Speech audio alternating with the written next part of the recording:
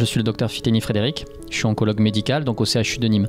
C'est l'Institut de cancérologie du Gard qui est un service récent puisqu'il existe depuis 2015 en fait. La thématique de recherche que je développe actuellement, elle part d'une étude américaine qui a suivi des patients qui recevaient une chimiothérapie via une application sur un smartphone. Donc les patients, lorsqu'ils retournent à domicile après leur perfusion, sur cette application, ils reportent des symptômes en rapport avec des effets secondaires des chimiothérapies, type par exemple nausée, sur une échelle de 0 à 5. Si ça dépasse un certain stade, une infirmière de l'hôpital reçoit une alerte et contacte le patient pour une prise en charge. Cette étude américaine a montré une amélioration de la survie des patients et une meilleure qualité de vie des patients parce qu'en fait, les toxicités des traitements sont mieux prises en charge. Donc moi, mon projet, c'est de le reporter sur des patientes qui viennent d'être opérées d'un cancer du sein. La chirurgie des cancers du sein peut avoir des complications aiguës ou chroniques.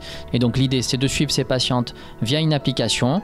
Et pareil, une infirmière de coordination reçoit les alertes et en cas d'alerte, contacte la patiente pour une prise en charge multidisciplinaire. Le but, c'est de détecter plus précocement ces complications, les prendre en charge plus précocement et donc, in fine, améliorer leur qualité de vie.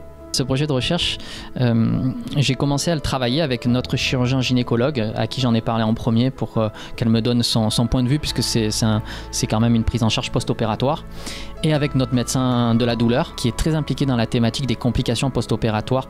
Le prix Ruban Rose va nous permettre déjà d'initier ce projet, d'avoir un financement pour le démarrer, pour développer l'application. Et c'est d'autant plus important que le service d'oncologie du CHU de Nîmes est récent. Puis je suis un grand passionné de musique et donc je pratique le piano depuis quelques années avec une grande passion. Je voudrais citer un morceau qui est la valse de Chopin opus 64 numéro 2 parce qu'en fait c'est celle qui m'a donné envie de démarrer le piano, même si j'ai commencé tard.